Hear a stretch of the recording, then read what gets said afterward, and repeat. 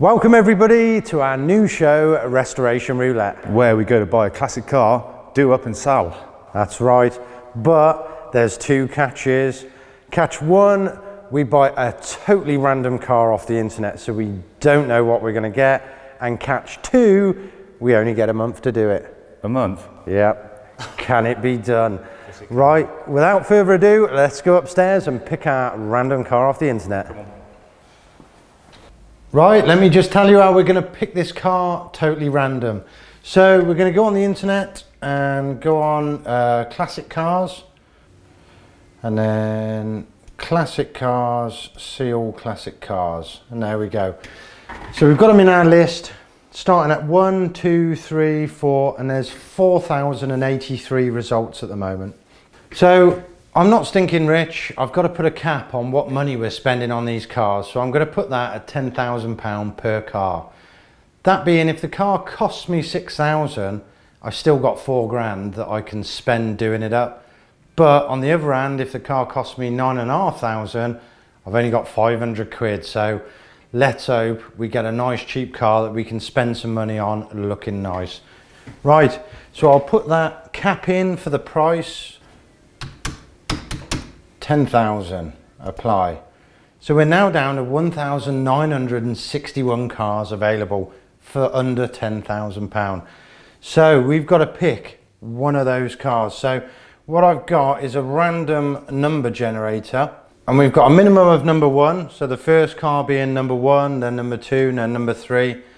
So if we put 1961 in there, now we're going to click generate now, and fingers crossed we get a real good car to work on. So let's have a look. Right, generate number 788. Ooh, it's getting exciting. Right, there's 48 cars per page. So we've got 788 divided by 48 equals, so we're on page 16. 48 times 16 equals minus 788. Page 16, 20 down from the top. So let's get rid of our number generator. Page 16, 20 down from the top. Let's go. Keep clicking up these pages.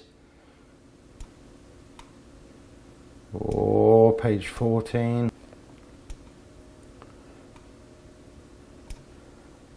Page 16, right, we got to start counting downwards now. 1, 2, 3, 4, oh, it's a Healy, that's nice. 15, 16, 17, 18, 19, ooh, number 20, and it's a new listing. It's a Volkswagen Beach Buggy unfinished project for 3,995. Now that is a good looking buggy. Sometimes they have like a weird front on them, but that is the nicest shape, I think. Right, let's go across. Ooh, there's a lot of, hopefully that's dirt going over there or something, because if that's cracks in the fiberglass, that's pretty bad. Let's read the description. So we got FF short wheelbase body with original side panels, windscreen and roll bar. 1967 shortened chassis, which is good with no welding required. We've all heard that one before, innit? No welding required. It's probably like a spud. Twin port AR prefix engine, believed to be a 1300. Body needs some attention. Keith's going to enjoy this. Engine has minor end float, but would probably benefit from a rebuild. Oof. Now, end float, that's into the crank and getting deep into that engine. So hopefully we can get there, start it up and have a listen to what that's like. This is, in my view, one of the nicest short wheelbase body shapes and has the potential to make a nice buggy when completed. Collection from Lincolnshire. Oh, it says relisted again due to time wasting dreamers. So he's got to have had some problems with this in the past trying to sell it. So we might be able to get a good deal. And then in big, it says only bid if you actually want to buy it. Let's put a cheeky bid in and see if we can get this car. Well, we need to buy this car. That's the rules of Restoration Roulette. We need to have this. I can see that being a good project. Maybe in like a green or something like that. But right, I'll send him a message and let's see how we get on. Cool, exciting times.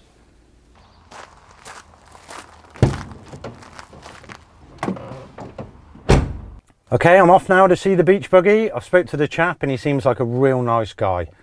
He's told me it's been sold twice already and both times people have let him down. Now, whether in the photos it looks good but then up close it's a bit of a mess, or he's just been unlucky and had two idiots bid on it. But yeah, we'll go and have a look. Let's get going.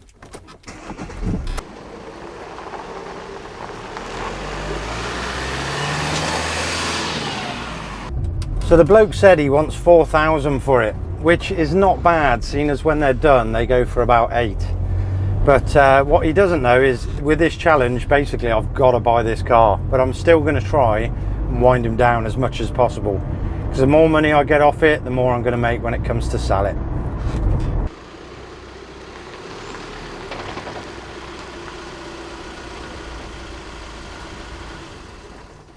Right, we've just arrived at the address, number 18. Hopefully it should be in that garage just over there. So in 10 minutes, I'm either going to be a very happy boy or a very sad one. But at the end of the day, we've got to buy this car. Let's go and make a deal. Okay, cheers, mate. Yep, thanks.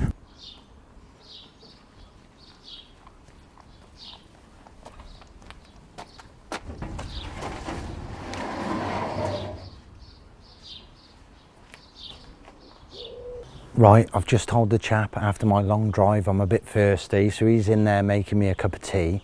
Now's the ideal time to push it out and see what it's really like while he's not here.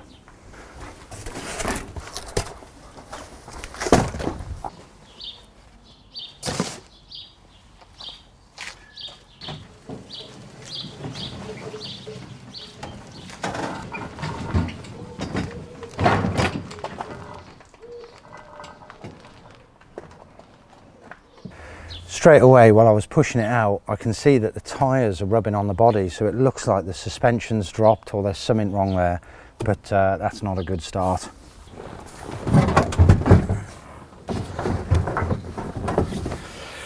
I mean, sitting inside it's not bad, but nothing works. All the dash is there, but I've just had a look underneath and we got no wiring loom whatsoever. Also, gear sticks missing, handbrake levers missing. The pedals are there, but there's nothing connected to them. So there's a lot of parts we're going to need on this car, unfortunately. So the chap said it doesn't run. It definitely ain't going to run without a carburetor for a start. And also the exhaust is missing. So what that means is I can't check the condition of the engine. It could be knackered for all we know. Also, I can't check the gearbox and the clutch. Now, looking at the fiberglass body, it's covered in stress cracks. I actually can't find a panel that doesn't need a repair. I think Keith's not going to like this one. Okay, let's start with the good points on this buggy. It's a nice shaped short wheelbase buggy that has got a rust-free floor pan, and that's about it. And the bad points are at least 50% of the components are missing. We also don't even know if that engine's any good. So the chap wants £4,000 for this buggy. Now with our £10,000 cap, that means we've got £6,000 to spend on it, but they only go for £8,000 when they're finished. So I think I need to knock him down on the price a bit. Okay, I did the deal. I paid him £3,400, which was probably a little bit too much, to be honest, but day one starts from when I hand over the money, so we're on day one now. Let's get it back to Keith and see what he thinks of this bodywork.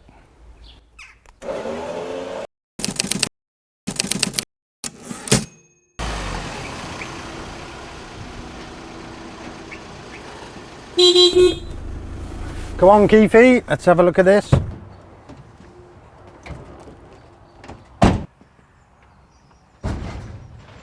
Hey, that looks all right, doesn't it? Yeah, I paid the chap £3,400 in the end. Well, it's good you got it cheaper then. Right, let's get it off and get it into the workshop. Yeah, that's one of the problems I've got to talk to you about. Let's push it off, but don't push too hard because your hands might go through the body. What? Right, we carefully push the car in. Yes, because it doesn't run. And we've had a good check over it, and there's some major things that need changing on this buggy. So we need to get it running for a start.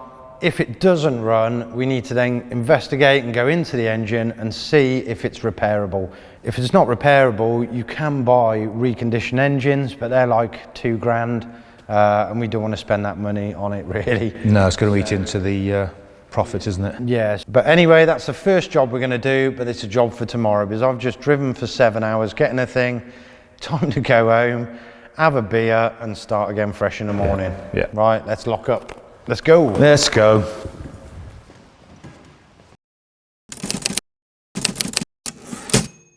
Welcome back to day 2. We're going to get stuck into this engine today. I need to know if this thing is going to run.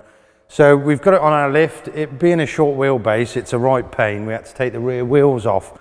But yeah, what we're going to do is get it up in the air, check this crank end float. Then we're going to do a compression test before I go out and buy a carb and exhaust and stuff.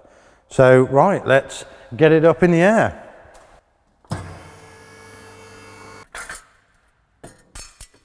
So the end float, the crank turns in a rotation, but end float is actually this way. So the crank has play that way. That's not bad for one of these. That's not exactly good. So right, what we'll do is we'll rig up just some wires to the starter motor and just get it cranking, and then we'll pop the spark plugs out and do a compression test, I think. Yeah, it's not bad. We'll put that on the earth. I think that's good to go. Keith, go on in. Flick him. Oh, hang on. Let's take that out. Go on in, do it again.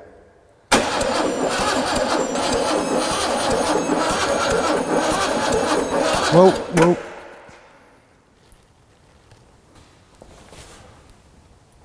Let me get a torch. Where's a torch? On your toolbox. Right, so there's it's either a push rod tube seal, or we got a hole in the block. Is that bad? Yeah.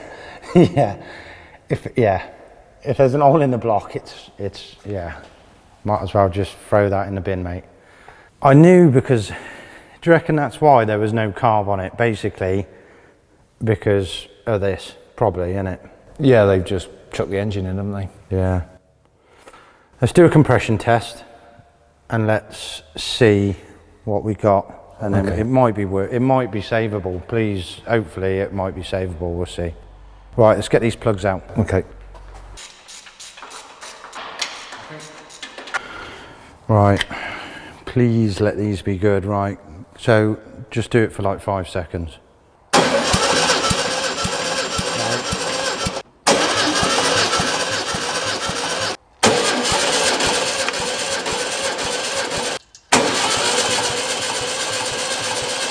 Okay. So there's nothing. It's absolutely hammering out oil. So, Jesus. So we've got, playing the crank, we've got oil absolutely hammering out the side of the engine, and we've now got no compression on this cylinder. It's getting better. Yeah. Let's take the oil out. Let's drop the oil, see if there's any metal in the oil. If there's any oil left in it. Yeah. If there's any swarf in the oil, this engine is toast. Right, get it up and let's do that. Okay.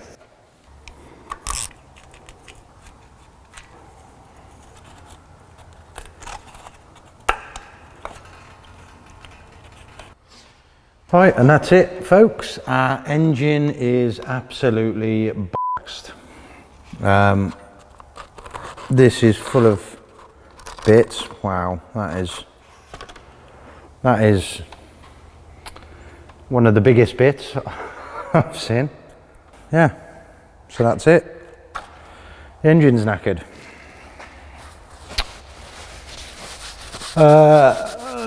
Right, let's make a list. See what else we need. I think because we need so many parts, we might end up just buying a donor beetle or something like that. There's just so much we need now for this. We're only on day 2, so it's not bad, but yeah, we've got a lot of stuff to find. Right, pull it towards you.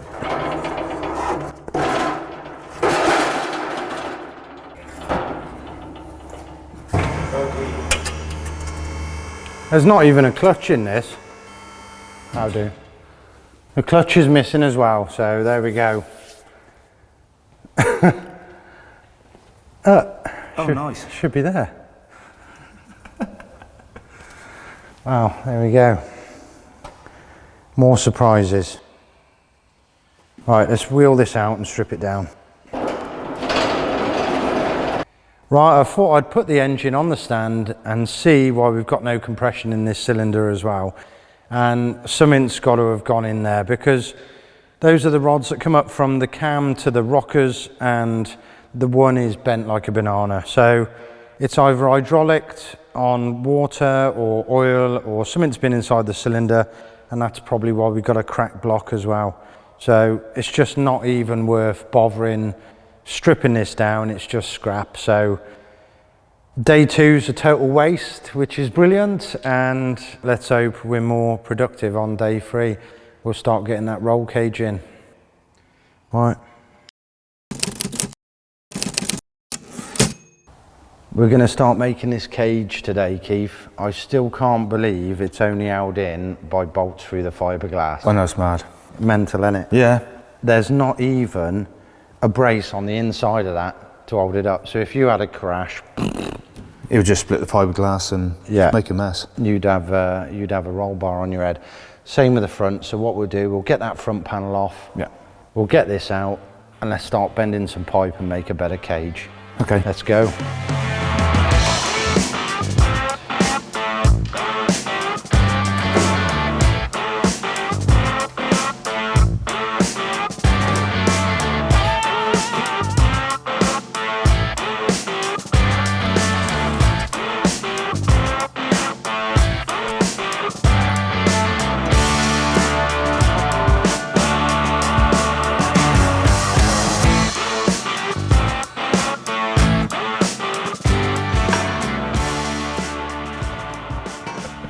Nicely. This is what we'll have to practice for when it's painted. Yeah. Oh, spot on. That is lovely. Right.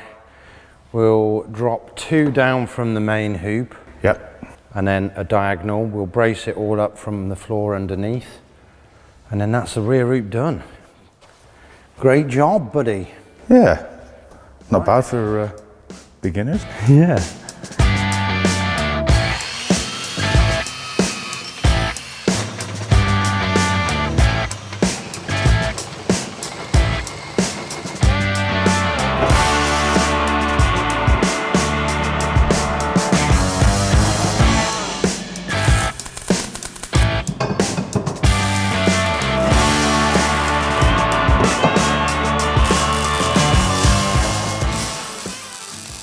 We've done the rear cage, that's all finished and done, looks the part too. Me and Keith have been mucking around with this front hoop. Now, I was trying to get away with not cutting the body and coming up the inside and then out and up to the front screen, but it's just not working. In a downwards bar, you only want 2 bends in it. Any more and it starts getting a bit weak, but it just looks a mess, to be honest. So we're gonna keep it simple. We're gonna do another front section, bore 2 holes in this body here, go down through and let it meet on the floor pan on the outside. So let's chuck this away and start another one.